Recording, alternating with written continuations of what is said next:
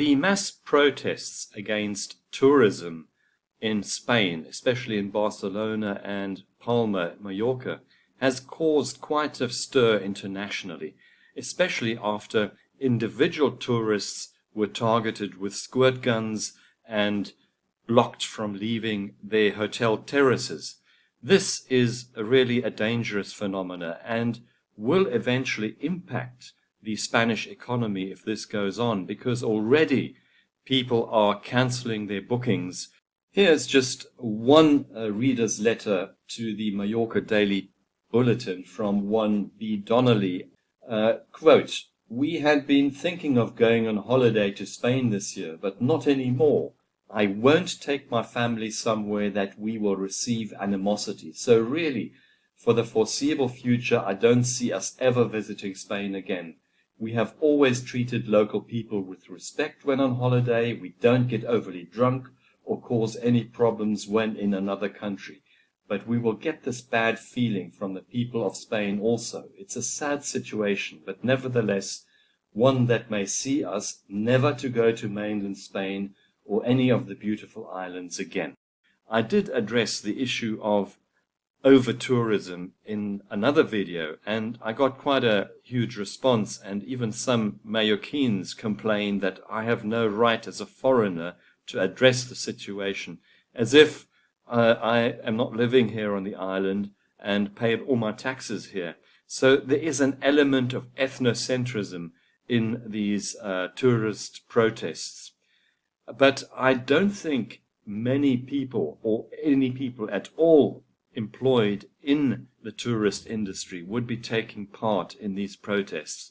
They must be very well aware of the significant role the tourism plays in the Spanish economy.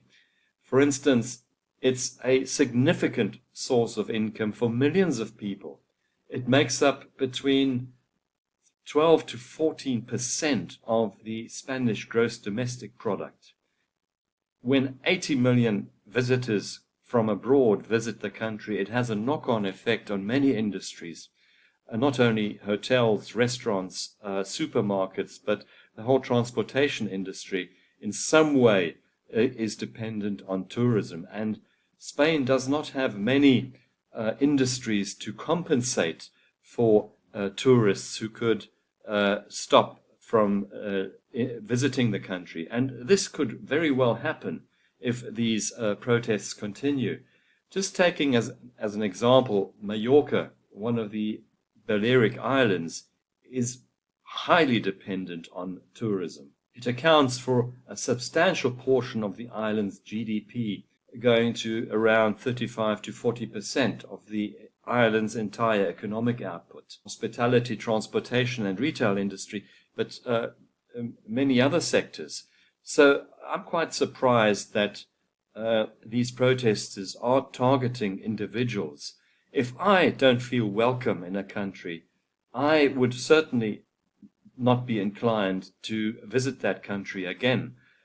This, of course, saying that generally Spain is a very hospitable country. Its people are warm-hearted, they are friendly, and they are very well aware of the importance of the tourist industry for the country's economy. But the way media, of course, works, media focuses on the drama, stating that tourists are unwelcome, will certainly have a knock-on effect, and I predict several thousand tourists planning their holiday this year will cancel their bookings and move on to other countries, especially now that southern Europe is becoming hotter and warmer.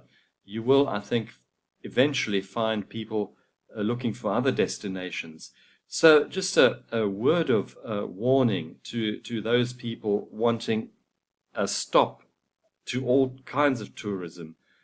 This is very naive. A lot of it is from grievance culture, that there's an element also of ethnocentrism here. This always has a major impact internationally. And I don't know how people are thinking, but this is not the way to go.